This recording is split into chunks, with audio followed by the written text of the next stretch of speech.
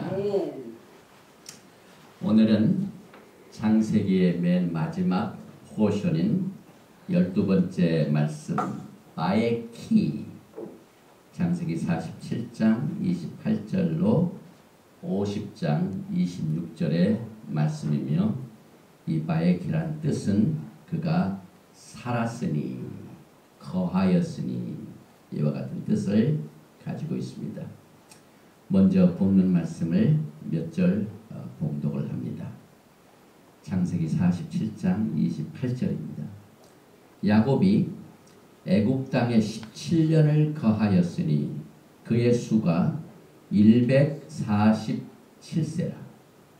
이스라엘의 죽을 기한이 가까움에 그가 그 아들 요셉을 불러 그에게 이르되 이제 내가 내게 은혜를 입었거든 청하노니 내 손을 내 환독뼈 아래 넣어서 나를 인애와 성심으로 대접하여 애굽에 장사하지 않기를 맹세하고 내가 조상들과 함께 눕거든 너는 나를 애굽에서 메어다가 선영에 장사하라. 요셉이 가로되 내가 아버지의 말씀대로 행하리이다. 야곱이 또 가로되 내게 맹세하라. 맹세하니 이스라엘이 침상머리에서 경배하니라. 아멘. 기도드립니다. 바룩 아타 아도나이 엘로헤이누 멜렉 하올라 아셔 키디샤누 베 미스보타 베스바누 라오소 베디브레이 토라.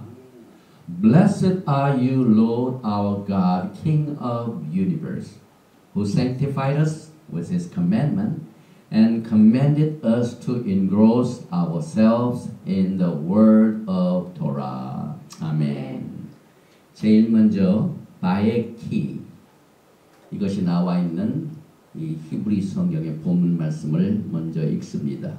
여기에 보면은 첫 번 단어인 이 단어가 바에키 야곱, 그 다음에 바 에렛스 미슈라임 쉐네. 그래서 히브리어 제목을 우리 신학생들을 위해서 제가 발음을 읽었습니다. 여기 보니까 바에키 야곱 바 에렛스 미스라임은 애굽을 말하죠. 그 다음에 쉐바 에스레이 샤나 17년을 살았으니 바에키가 살았습니다. 그가 미스라임에서 애굽에서 야곱이 그 말입니다. 그 다음에 바이히 예메이 야곱 쉐네이 카야브 쉐바 샤님 그 다음에 베알바임 우메앗 샤나 그리고 그의 나이가 147세였더라. 이렇게 해서 여기 쭉 보면은 바에키 야곱 바에렛스 미스라임 쉐바 에스레이 샤나 바이히 에메이 야곱 쉐네이 카야브 쉐바 샤림 베알바임 우메잇 샤나. 자세한 것은 우리 인터넷상에 다 올라와 있습니다. 먼저 이 바에키라는 말의 뜻은 스트롱 단어로는 여러 가지 뜻을 포함하고 있는데 히브리 말로는 카야, 살다, 영원히 거하다, 우리의 생활이 지속되다, 또 영원히 살다, 활발해지다, 살아남다, 회생되다. 이 히브리 글자 속에는 뜻이 굉장히 많이 있는데 특별히 오늘 토라 포션의 창세기 맨 마지막 이 토라 포션은 사실상 두 위대한 믿음의 거장이 죽습니다. 먼저 야곱이 죽고 그 다음에 50장에는 요셉이 죽는 수로 끝납니다. 그러나 그 첫 번째 글은 살았으니 그래서 야곱의 죽음이 기록된 말씀 속에서 그와 그의 12아들의 가족들이 어떻게 외국의 포로 생활에서 서바이벌 하게 되었는가, 어떻게 살아남게 되었는가를 우리가 배우게 됩니다. 지금 여러분과 저들은 똑같은 지금 상황에 있습니다. 그런데 이 특별히 히브리 단어 속에 숨어있는 수치의 뜻을 보면은요, 우리에게 큰 깨달음을 줍니다. 먼저 야곱이 147년을 살았는데 이 147년의 게마트리아의 수치는 닛자바라는 뜻을 가지고 있습니다. 그 뜻은 아주 견고히 서다, 튼튼하게 서다, 확고부동하다, 그 다음에 결의가 굳다 하는 뜻입니다. 그래서 야곱의 생애의 147년 단어도 그의 생애를 설명해 줍니다. 그리고 이 닛자바의 어원, 이 루트는 나자, 스탠드라는데 그가 하나님의 부르심을 받아가지고 엄청난 계시를 받은 것이 돌베개를 베면서 꿈에 사닥다리가 나타나고 그 사닥다리가 땅에 견고히 서 있는데 끝은 하늘에 닿았습니다. 그래서 그 사닥다리가 땅에 견고히 서 있다 하는 것이 147년의 닛자바, 그 다음에 나자부 이의 뜻입니다. 그래서 이 성경을 보면은 참 신기하죠. 창세기 28장 12절에 꿈에 본즉 사닥다리가 땅 위에 나자부 섰는데 147년의 수치를 여기서 설명합니다. 그 꼭대기가 하늘에 닿았고 또 본즉 하나님의 사자가 그 위에 오르락 내리락 하고, 그리고 이 히브리 말로 사닥다리라는 이 뜻도 이와 연결이 됩니다. 이 사닥다리는 히브리 말로 슐람, 사메, 라메드, mem인데요. 결국 이 게마트리아 이 수치를 통해서 야곱과 그의 집이 회복되는 길은 땅에 견고히 서 있는 사닥다리가 하늘에 와 닿아서 천사들이 오르락 내리락 하는 이것으로 서바이벌 할 수 있다는 비결을 우리가 배우게 됩니다. 여러분과 저도 마찬가지. 우리 인생 생활 지금 애굽에 살고 있지만 하나님과 우리를 연결하는 이 커뮤니케이션, 그 다음에 언약, 토라의 말씀, 기도의 줄, 믿음의 견고한 확고부동한 결의, 이것이 하늘과 땅을 연결해야만 살아남을 수 있다는 사실을 우리가 이 토라 포션 맨 마지막 장에서 배우게 됩니다. 예수께서도 요한복음 1장 52절에 또 가라사대 진실로 진실로 너에게 이르노니 하늘이 열리고 하나님의 사자들이 인자에 오르락 내리락 하는 것을 보리라 하시니까 결국 사닥다리에서 오르락 내리락하는데 예수께서 하늘과 땅을 견고히 우리에게 세워주실 때에 우리가 이 땅 미스라임에서 살아남을 수가 있습니다. 이것이 야곱의 생애입니다. 창세기 1장 1절에도 예수아가 두 번 나오죠. 베레쉿 바라 엘로임 엣 알렙타, 처음과 나중 대신 예수. 그리고 난 뒤 그 네 번째가 되죠. 그 다음에 다섯 번째, 여섯 번째, 일곱째 글자입니다. 하샤마임 바엣 하에레스 바엣 엣 알렙탑이라는 그 여섯 번째 글자 속에 알렙탑, 처음과 나중 속에 바엣, 예수아가 여러분과 저를 하늘과 땅을 연결해 주시는 가장 위대한 중보자이십니다. 우리는 토라 속에서, 단어 속에, 수치 속에서 곳곳이 예수와의 사역과 예수와의 미션, 또 여러분과 저에게 주신 사명을 우리가 깨닫게 됩니다. 이 사닥다리라는 히브리 단어의 술람의 어원은 사랄, 위로 올리다, 쌓아 올리다, 그 다음에 특별한 뜻 가운데 하이웨이를 수축하다. 이 하이웨이를 우리가 달리면은 굉장히 빨리 가죠. 제가 어제 아침에 시아틀의 목사님들 초찬 기도회에서 아침 8시에 리드했어요. 새벽에 일어나가지고 보통 길로 가면은 8시까지 도착을 못합니다. 하이웨이로 가니까 막 금방. 그래서 이 사닥다리의 어원인 술람의 이 어원인 씨랄도 위로 올리다, 하이웨이를 수축하다. 그리고 이 사실을 이사야 선지자가 또 여러분과 저에게 이미 예언을 했습니다. 이사야서 62장 10절에 성문으로 나아가라 백성의 길을 예비하라 대로를 수축하고 사닥다리를 세워라. 수축하라 두 번 나옵니다. 사랄 수축하라 사닥다리를 세워라. 하나님과 우리 사이의 관계를 분명히 하고 튼튼히 하고 이 줄을 절대로 놓치지 말라 그 말입니다. 도를 제하라. 만민을 위하여 길을 들라. 여기에 하이웨이, 대로, 이건 메실라, 사닥다리, 하슬람과 스펠이 똑같습니다. 그 다음에 이제 중요한 것은요, 이 종말론과 깊은 관계가 있는 내용을 오늘 이 말씀 속에서 또 우리가 발견을 합니다. 야곱이 죽고 난 뒤에 앞으로 될 일을 하나님께서는 종말을 처음부터 구하신다고 말씀하셨기 때문에 이 야곱의 생애가 여러분과 저에게 이 마지막 때에 있게 될 중요한 내용들을 계시하고 있습니다. 야곱의 이제 임종이 가까웠습니다. 지금 147세가 됐습니다. 그런데 야곱이 애굽에 와서 산 지는 17년입니다. 130년에 와가지고 17년을 살았습니다. 그런데 그가 죽기 전에 요셉에게 그의 아들 그 두 아들이 있었죠.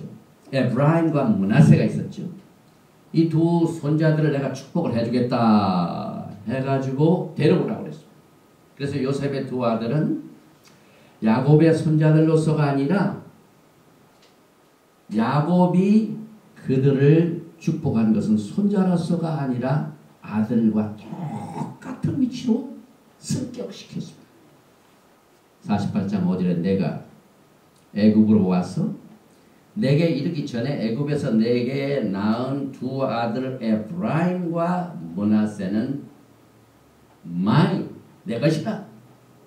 루벤과 시므온처럼 내 것이 될 것이요. 이 말씀이 여러분과 저에게 굉장히 중요한 의미를 가져다 줍니다. 야곱의 이 선언은 마지막 때 12지파들이 지금 전 세계 야곱의 집들이 전 세계에 지금 흩어져 있습니다. BC 586년도에는 유다 지파들이 흩어져 있고 그 다음에 그 전인 BC 720년 경우에는 10지파들이 전부 또 뿔뿔이 헤어졌습니다. 지금 이 시간까지도 야곱의 12지파들이 다 모아본 적이 없습니다. 그런데 여기에서 야곱이 요셉의 두 아들 손자를 그는 내 것이고 내 아들이지만 내 아들이다. 12지파 속에 끼워졌습니다. 그런데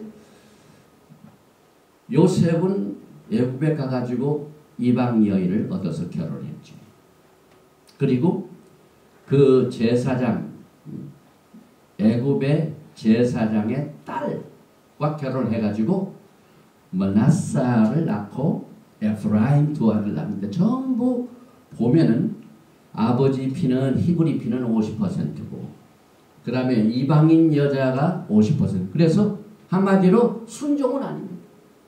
그럼에도 불구하고 그렇지 않다는 것을 강조하기 위하여 야곱의 첫 번 큰 라반의 큰 딸이죠. 그 누굽니까? 레아의 장자가 누굽니까? 루벤을 낳고 시몬을 낳죠. 그러니까 요셉의 아들 에브라임과 므낫세를 내 아들로 삼는데 어떻게 삼냐면은 똑같이 레아에서 난 루벤 장자입니다.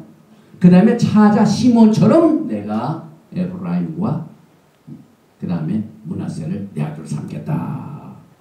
이 말은 그가 비록 이방 여인의 어머니를 두고 있지만은 이제부터는 그 속에 있는 피가 100% 히브리입니다. 지금 습격되는 것을 말합니다. 이는 지금 전 세계적으로 돌아오고 있는 이스라엘의 집, 에프라임의 집의 신분에 중요한 영적 위치를 제공해주는 아주 중요한 기초적인 말씀이 됩니다. 유다의 집만 히브리인이 아니라 이스라엘의 집도 100% 히브리인에 속한다는 말. 히브리 이 말은 강을 건넜단 말이죠.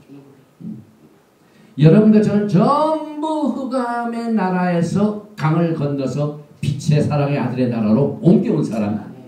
그래서 야곱이 그 손자를 입양하는 것도 아니고 또 고아를 데려오는 것도 아니고 이방인들이라 차별을 두는 것도 아니고 그들은 내 친아들 장자 루벤과 시몬처럼 똑같다.